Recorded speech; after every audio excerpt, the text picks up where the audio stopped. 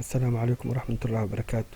Walaalayaal kusoo dhawaada dalka 24 Soomaaliya oo safka hore ka gashay dalalka caalamka ugu qiimaha jaban ee internetka.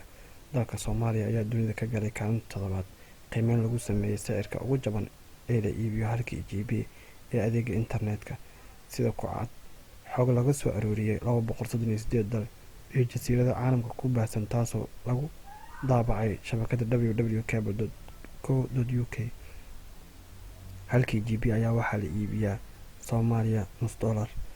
Soomaaliya ayaa sidoo kale kaalinta koowaad uga jirta Afrika, iyadoo horumar weyn ka sameysay dhinaca internetka muddadii 12 bilood ahayd ee ugu dambeeyay sida lagu sheegay qiimeynta.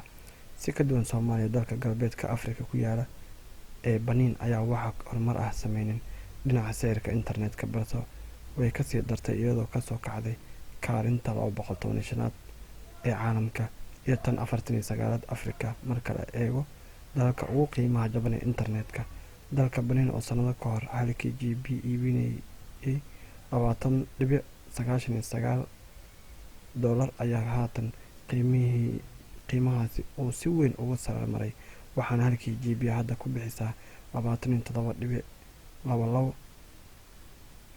taasoo ah qiimaha caqliga ka baxsan oo aada u sareeya. Soomaaliya ayaa weli u baahan in lasii dhimo sicirka internetka guryaha la geliyo si ay ugu gaarto dalalka ugu raqiisan ee data mobilka iyo midka guryaha intaba, sida India, Israel, Kazakhstan iyo Italy oo dunida ugu qiimaha jaban ee internetka. Dalka dunida ugu qaalisan internetka ugu dambeysay ee dhanka kaabayaasha isgaarsiinta waxaa ka mid ah Cook Islands, Christmas, Eritrea, North Korea, Marshall Islands, Marquesas, South Sudan, Trevor, Venezuela iyo Congo, iyo wadanka ugu dambeeya oo ah Venezuela.